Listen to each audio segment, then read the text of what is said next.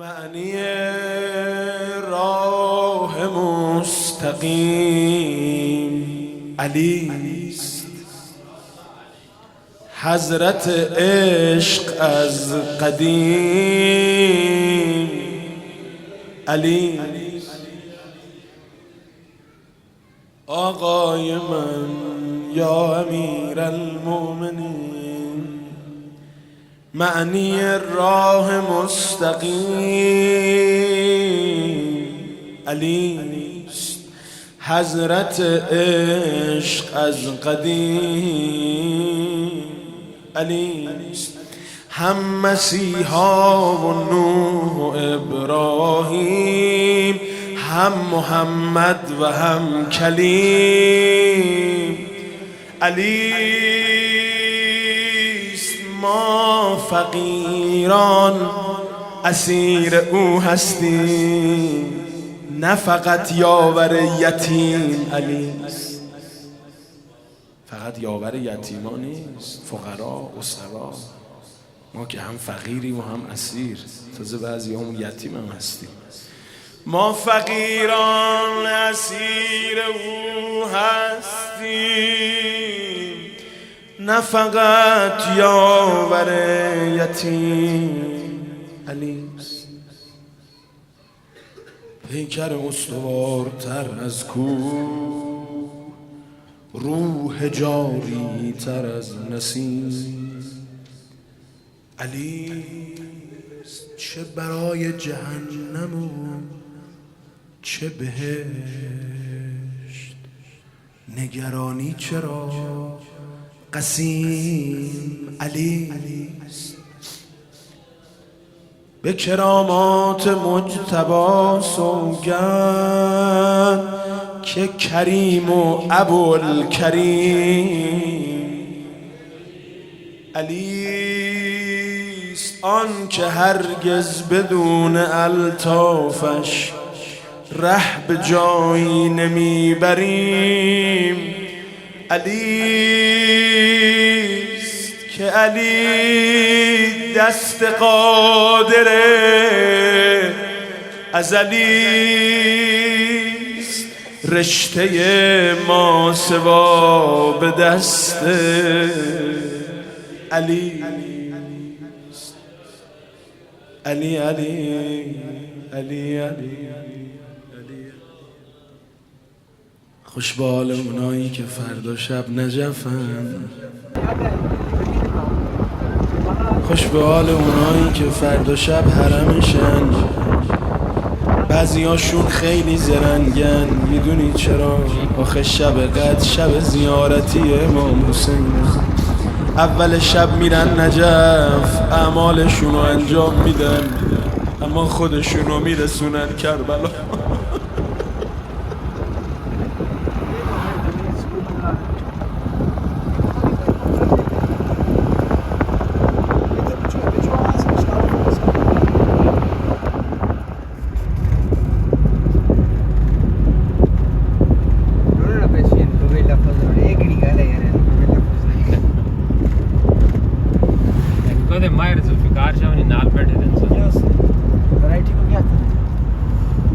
معنی راه مستقیم علی است،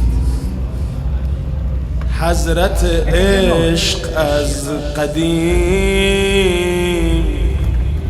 علی. آقای من یا امیر المؤمنین. معنی راه مستقیم علی است، حضرت عشق از قدیم علی است. هم مسیحا و نوح و ابراهیم، هم محمد و هم کلیم علی است. ما فقیران اسیر او هستیم، نه فقط یاور یتیم علی است. فقط یاور یتیمان نیست، فقرا و سرا، ما که هم فقیر ما فقیران اسیر او هستیم، نه فقط یاور یتیم. پیکر مصطفی تبرز کن، روح جاوی تر از نسیم. چه برای جهنم چه بهشت، نگرانی چرا قسیم علی است. به کرامات مجتبی سوگند که کریم و ابوالکریم علیست. آن که هرگز بدون الطافش ره به جایی نمیبریم علیست. که علی دست قادر ازلیست، رشته ما سوا به دست علی. علی علی علی علی خوش به حال اونایی که فردا شب نجفن، خوش به حال اونایی که فردا شب حرمشن. بعضیاشون خیلی زرنگن، میدونی چرا؟ آخه شب قدر شب زیارتی امام حسینه. اول شب میرن نجف، اعمالشونو انجام میدن، اما خودشونو میرسونن کربلا.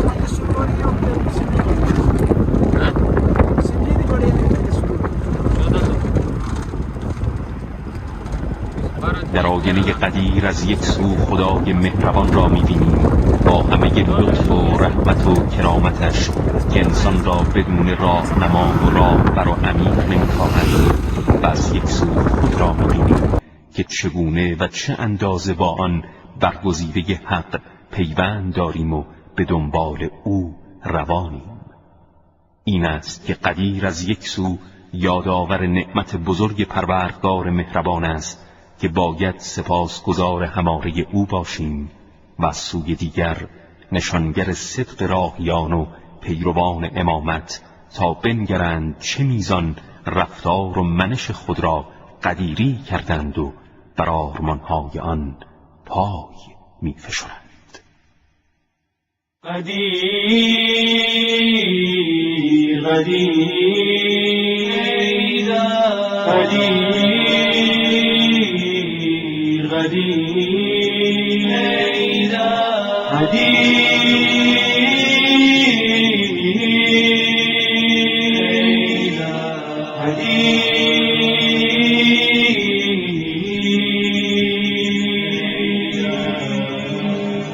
عید است ولی عید خداوند قدیر است، عیدیست که پیغمبر اسلام بشیر است. عیدیست که حیدر به همه خلق امیر است. این عید قدیر است، قدیر است، قدیر است. حق است که از پاره دل گل بفشانی تا عیدی خود را ز پیمبر بستانید. حق است که از پاره دل گل بفشانید تا عیدی خود را ز پیمبر بستانید. قدیر قدیر قدیر قدیر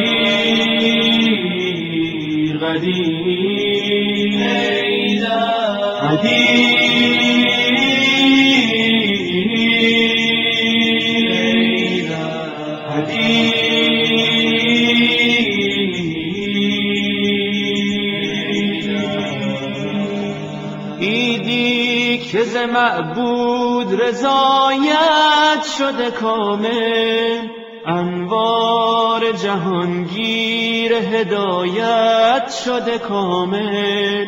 از سوی خدا لطف و عنایت شده کامل. با نطق نبی امر وصایت شده کامل. آیین پیمبر به نهایت شده کامل. ابلاغ رسالت به ولایت شده کامل. ابلاغ رسالت به ولایت شده کامل. قدیر قدیر قدیر قدیر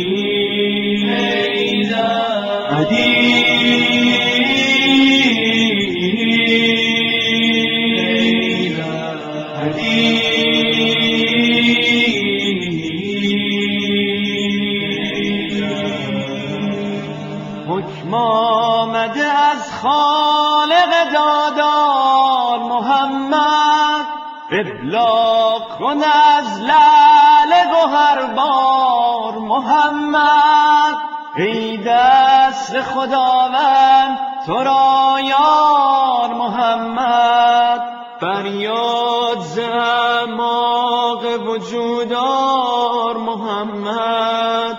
اعلام کن این حکم خداوند قدیر است، بعد از تو علی بر همه خلق امیر است. قدیر قدیر قدیر قدیر قدیر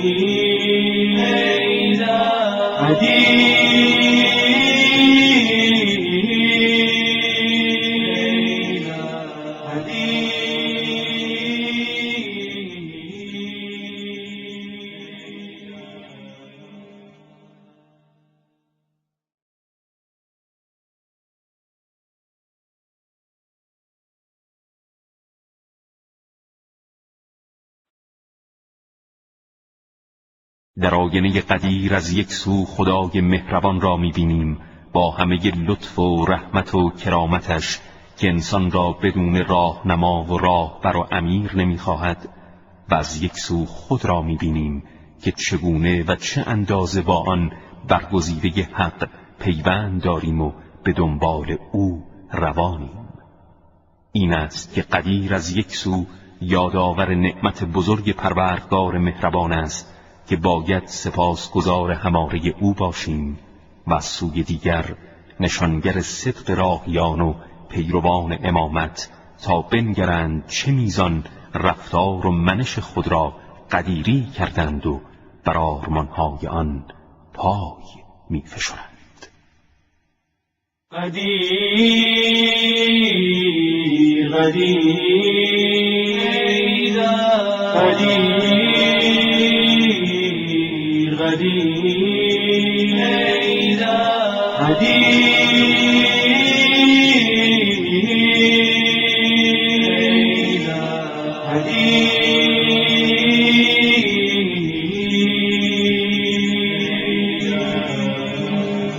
ایدست ولی عید خداوند قدیر است، عیدیست که پیغمبر اسلام بشیر است، عیدیست که حیدر به همه خلق امیر است. این عید قدیر است، قدیر است، قدیر است. حق است که از پاره دل گل بفشانی، تا عیدی خود را ز پیمبر بستانید. حق است که از پاره دل گل بفشانید، تا عیدی خود را ز پیمبر بستانید. قدیر قدیر قدیر قدیر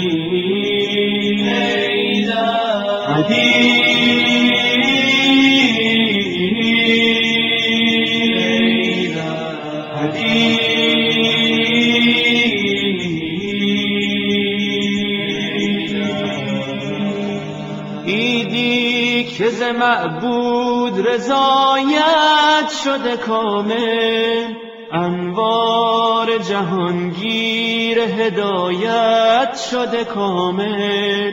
از سوی خدا لطف و عنایت شده کامل، با نطق نبی امر وصایت شده کامل. آیین پیمبر به نهایت شده کامل، ابلاغ رسالت به ولایت شده کامل، ابلاغ رسالت به ولایت شده کامل.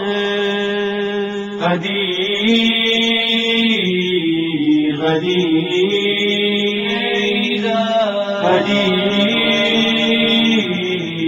قدیر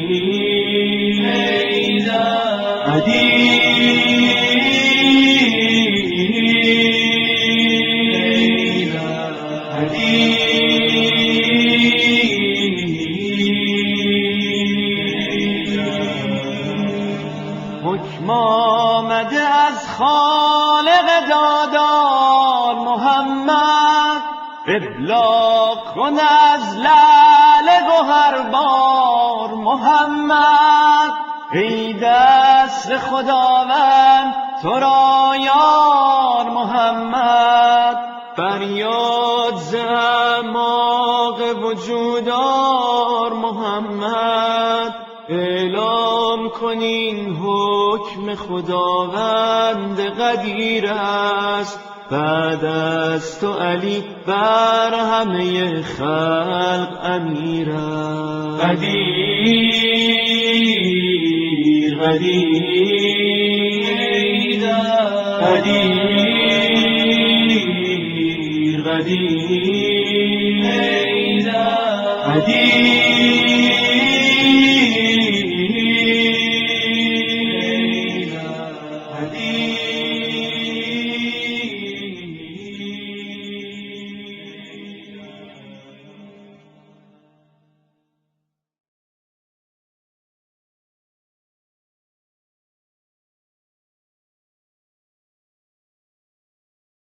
معنی راه مستقیم علیست،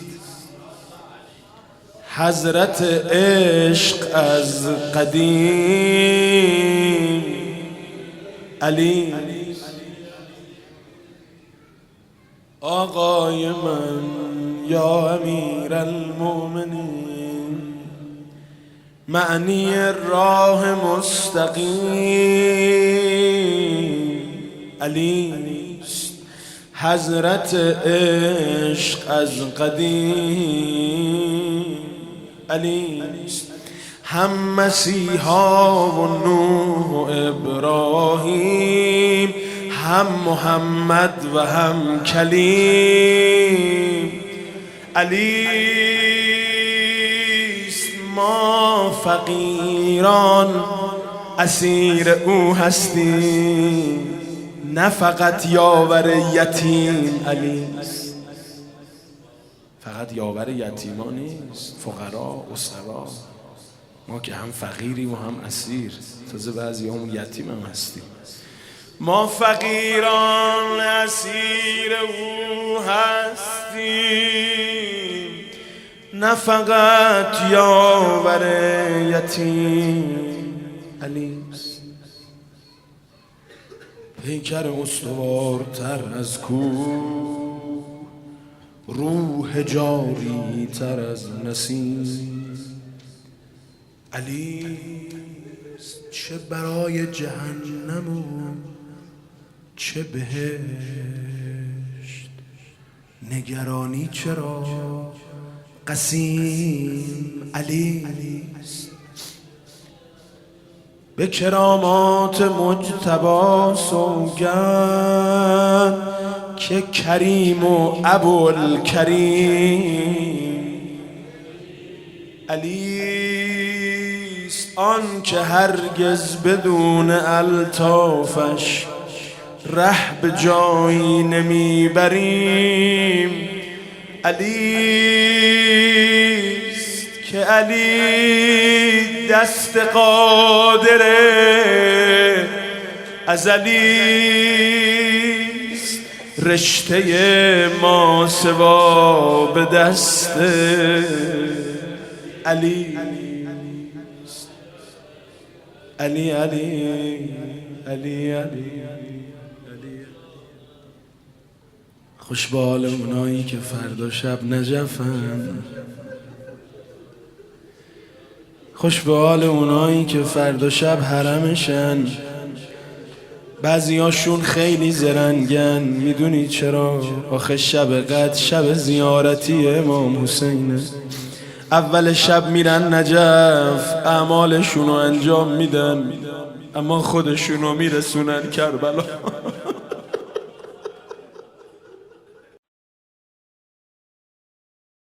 در آینه قدیر از یک سو خدای مهربان را می‌بینیم با همه لطف و رحمت و کرامتش که انسان را بدون راهنما و راهبر و امیر نمی‌خواهد، و از یک سو خود را می‌بینیم که چگونه و چه اندازه با آن برگزیده حق پیوند داریم و به دنبال او روانیم. این است که قدیر از یک سو یادآور نعمت بزرگ پروردگار مهربان است که باید سپاسگزار هماره او باشیم، و از سوی دیگر نشانگر صدق راهیان و پیروان امامت تا بنگرند چه میزان رفتار و منش خود را قدیری کردند و بر آرمانهای آن پای میفشرند. قدیر قدیر قدیر قدیر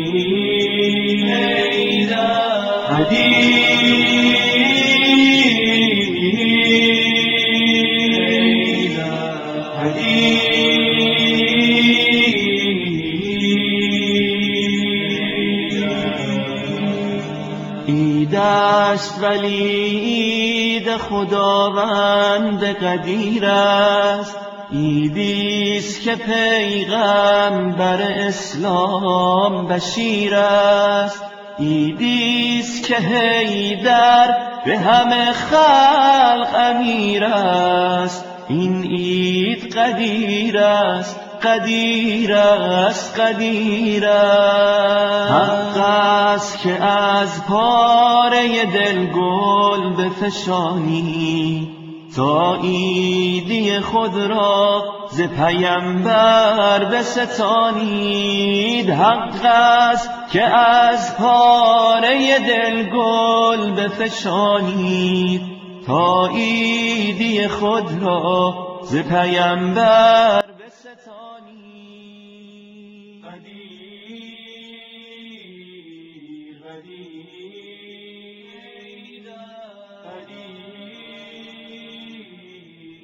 ایدی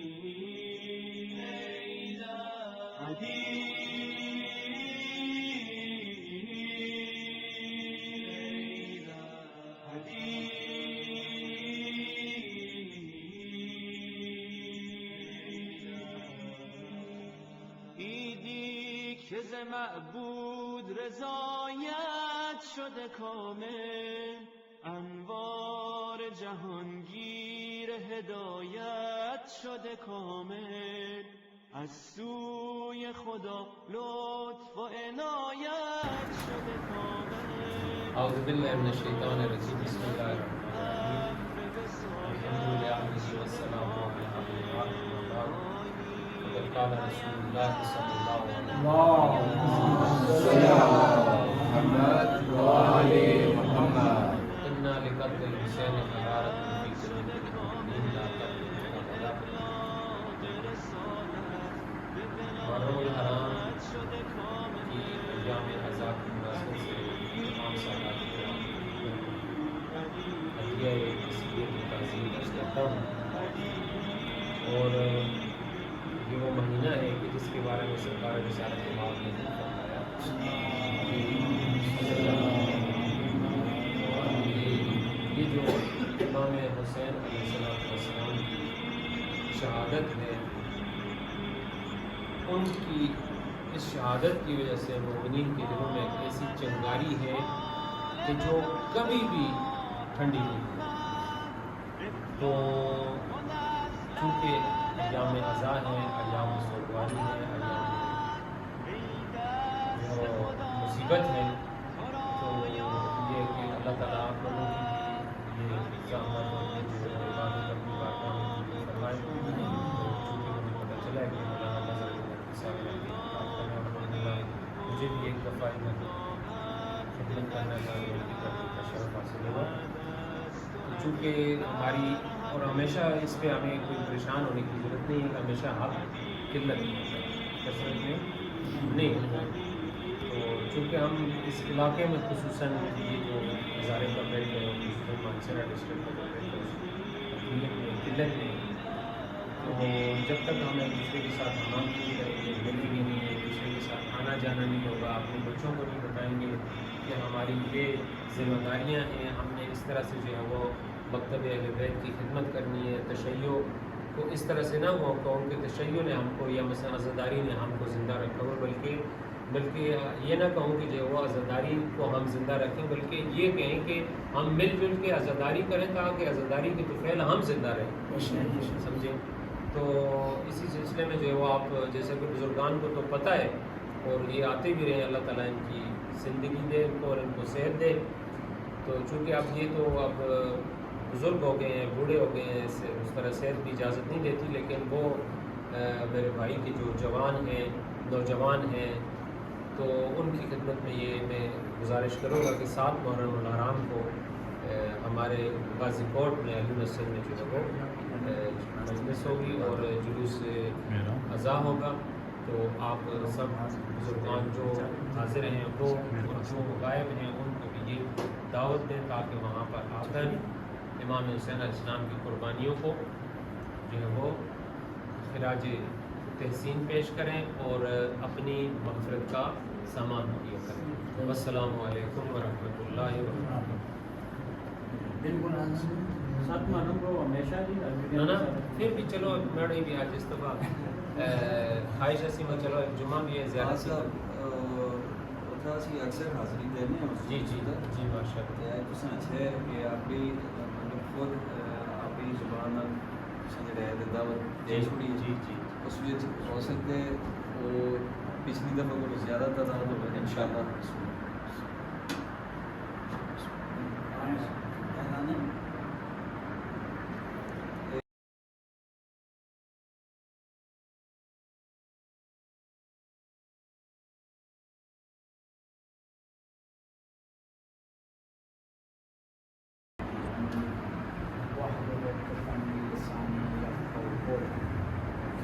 اول مظلوم کی تاریخ وہ امیر المؤمنین علیہ السلام، جو امیر المؤمنین فرماتے ہیں کہ پیغمبر کی وصال کے بعد میں تاریخ کا سب سے بڑا مظلوم ہوں،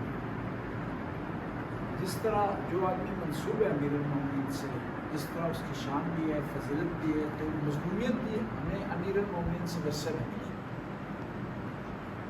اور شیعان علی کبھی بھی گھبرائے نہیں، پریشان نہیں ہوئے، کیونکہ ان کے یہاں قلت و کثرت معیار نہیں ہے، ان کے یہاں اہل بیت سے متمسک ہونا نہیں ہے. تو شہدائے کربلا میں امام علیہ السلام کے جو ساتھی ہیں وہ ایک اعلیٰ درجے پر فائز ہیں، علمی لحاظ سے، تقویٰ کے لحاظ سے، فقاہت کے لحاظ سے، اور ساتھ ساتھ عشق کے اعلیٰ درجے پر فائز ہیں. ان سے بڑا کوئی عاشق نہیں، ان سے بڑا کوئی معلم نہیں، ان سے بڑا کوئی فقیر نہیں.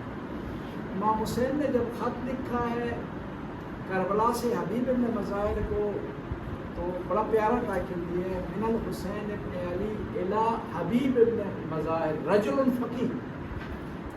لیکن ساری خصوصیات سائڈ پر، سب سے بڑی خصوصیات شہداء کربلا کی کہ امام حسین کے عاشق تھے اور عشق کی انہوں نے انتہا کر دی. دنیاوی لحاظ سے لوگ کہتے ہیں کہ بنیاد میں عاشق وہ جھوٹ ہے، وہ ہوس ہے، وہ معاملہ ہے، وہ تجارت ہے. لیکن عشق نہیں، عشق اگر حقیقی کسی نے کیا تو امام حسین نے کیا اپنے پروردگار سے، اور شہداء کربلا نے کیا ہے کس سے؟ امام حسین علیہ السلام سے، اور حق ادا کیا ہے عشق کا. اب اس میں کوئی شک نہیں ہے کہ بہت بڑے عبادت گزار تھے، اس میں شک نہیں ہے بڑے ریاضت تھے، لیکن یہ خالی کوالٹی نہیں تھی. اگر خالی معیار یہ ہوتا امام حسین کا صحابی ہونے کے لیے، تو جب امام حسین مکہ سے چلے کربلا کی طرف تو 1.5 لاکھ کا مجمع حج کر رہا تھا، وہ امام کے ساتھ حج. اس کا مطلب یہ ہے کہ نہ خالی معیار ہے عبادت کرنا، اور نہ ہی جو ہے وہ خالی حج کرنا، عبادت کرنا انسان کو خوش ہو سکتا ہے. شہداء کربلا میں ہستی ہے جن کا نام ہے جون، ابو ذر کے غلام ہیں، ساری زندگی خدمت کی ہے، ربضہ میں تنہائی کاٹی ہے، ساتھ کھڑے رہے، بھوک کاٹی ہے، پیاس کاٹی ہے. ابو ذر کی شہادت کے بعد آگے امام حسن کی خدمت میں وہاں خدمت کیا، اور امام حسین کی خدمت میں آگے اور کربلا میں ساتھ آ گئے. غلام ہیں، عربی نسل نہیں ہے، لیکن عظیم ہے، بڑا مقام پایا، کسی اور نے مقام نہیں.